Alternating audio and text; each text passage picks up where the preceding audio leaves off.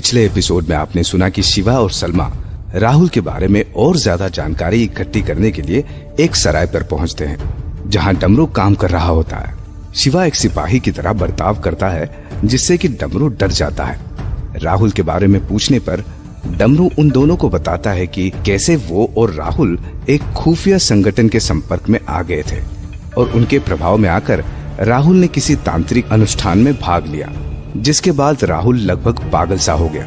डमरू की जानकारी सुनने के बाद शिवा थोड़ा सोच में पड़ जाता है, लेकिन फिर वापस अपना काम खत्म करने के लिए सलमा के साथ निकल पड़ता है। तुझे सारी बातें समझ आ गई है ना सलमा?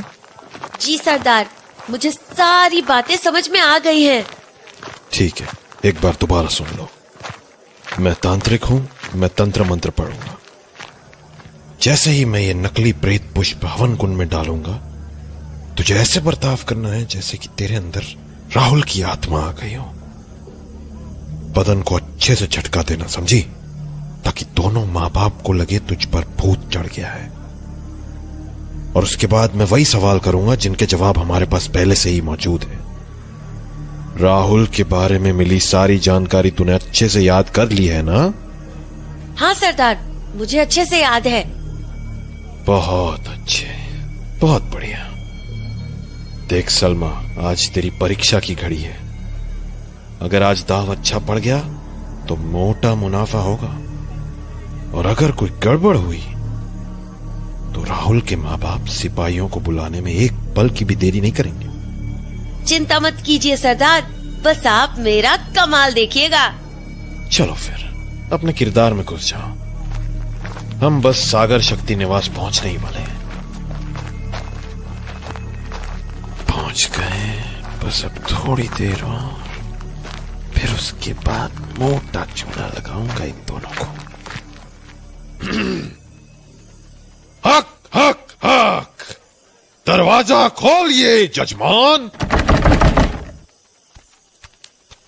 आइए महाराज, आइए। हम दोनों आपका ही इंतजार कर रहे थे। हक हक हक। कैसे हो जजमान?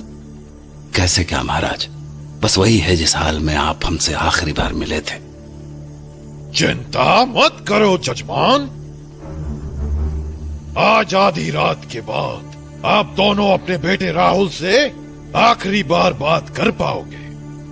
हमने महसूस कर लिया है, उसकी आत्मा भी आप दोनों से बात करने के लिए इतना ही तड़प रही है जितना कि आप दोनों। महाराज जी, बस हमारी बात एक बार हमारे बेटे से करवा दीजिए, हम जिंदगी भर आपके गुलाम रहेंगे।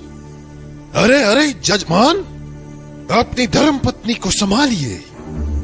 ऐसे भावुक होने से हमारी तांत्रिक प्रक्रिया पर बुरा असर पड़ सकता है। आप दोनों को अपने मन को स्थिर रखना होगा, क्योंकि न जाने राहुल की आत्मा आपके सामने ऐसा कौन सा रहस्य खोल दे जिसकी आपने उम्मीद भी नहीं की होगी। इसलिए आवश्यक है कि आप दोनों अपने आप को संभालिए और हवन की तैयारी प्रारंभ कीजिए। जी महाराज। रुक्मणी, जरा एक बार देख लो कि सब सामान आ तो गया है ना? जी, मैं अभी देखती हूँ। मौसम बिगड़ रहा है और पता नहीं क्यों मन एक अजीब सी आशंका से भयभीत हो रहा है। नहीं शिवा, खुद को संभाल, ये सिर्फ तेरा वहम है। हवन की तैयारी करते करते आधी रात हो चुकी थी। घर के आंगन में 4 लोग हवन कुंड के चारों तरफ बैठ चुके थे। शिवा ने हवन कुंड के भीतर आग जलाते हुए मंत्र पढ़ने प्रारंभ कर दिए। ओम ह्रीम क्लीम चामुंडाय विच्चय।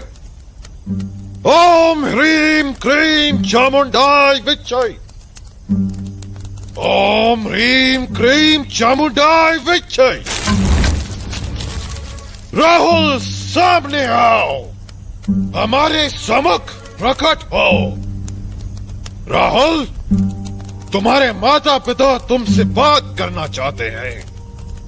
हम जानते हैं कि तुम इसी घर में मौजूद हो। सामने आओ। ओम ह्रीम क्रीम चामुंडाय विच्चे। ओम ह्रीम क्रीम चामुंडाय विच्चे। ओम ह्रीम क्रीम चामुंडाय विच्चे। प्रकट हो ए आत्मा, प्रकट हो, अपने दुखियारे माँ बाप के दुख को कम कर दो। वह तुमसे बात करना चाहते हैं राहुल, प्रकट हो। ओम भूतेश्वरी मम वश्यु कुरु कुरु स्वाहा। ओम भूतेश्वरी मम वश्यु कुरु कुरु स्वाहा। ओम भूतेश्वरी मम वश्यु कुरु कुरु स्वाहा।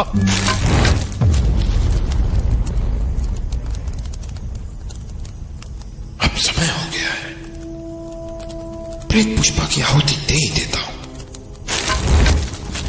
चले, प्रेत पुष्पा पकड़ाओ हमें।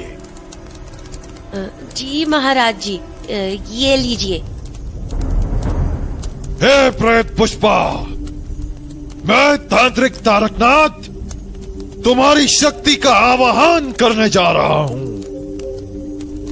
हे देवी भूतेश्वरी, मुझे शक्ति दे। इस प्रेत पुष्प की भेंट से यहाँ पे उपस्थित प्रेत को प्रकट होने पे विश्वास करें। जय देवी भूतेश्वरी, मैं आपके शक्तियों का आवाहन करता हूं। ओम प्रेतम पुष्पम शक्ति साधनम। ओम प्रेतम पुष्पम शक्ति साधनम। ओम प्रेतम पुष्पम शक्ति साधनम। ओम स्वाहा। ओम स्वाहा। ओम स्वाहा। ये क्या हुआ?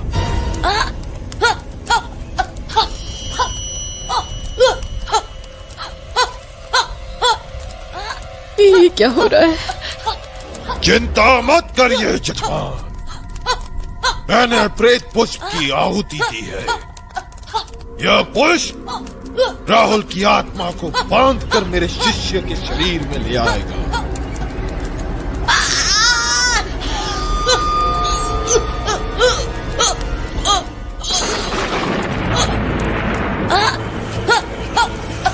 ये क्या हो रहा है महाराज? आपके शिष्य को तो मिर्गी से दौरे आने लगे और पूरे कमरे में धुआं धुआं हो गया है। अरे परेशान मत होइए जजमान, किसी भी आत्मा को दूसरे शरीर में बांधने की प्रक्रिया में ये सारी गतिविधियां होती है।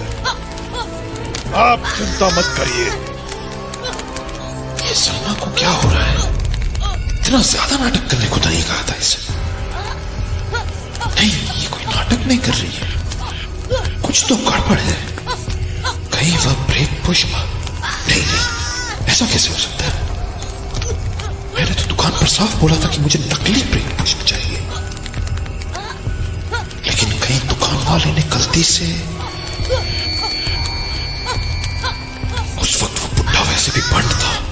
हाँ, ये महक कुछ अलग है। मैंने पहले भी नकली प्रेत पुष्प लाए हैं, लेकिन ऐसी अजीब सी महक कभी नहीं महसूस की। कहीं मैंने असली प्रेत पुष्प तो नहीं इस्तेमाल कर दिया? कुछ तो गड़बड़ है, कुछ तो गड़बड़ है। विंध्याराज, विंध्याराज, विंध्याराज। ये क्या हो रहा है महाराज? ये आपके शिष्य क्या बड़बड़ा रहे हैं? राहुल, क्या तुम हो मेरे बच्चे? राहुल, क्या राहुल की आत्मा आ गई है? ये क्या लफड़ा है? सलमा को मैंने इतना तो नहीं सिखाया था कि वह ऐसी जबरदस्त नौटंकी कर सके।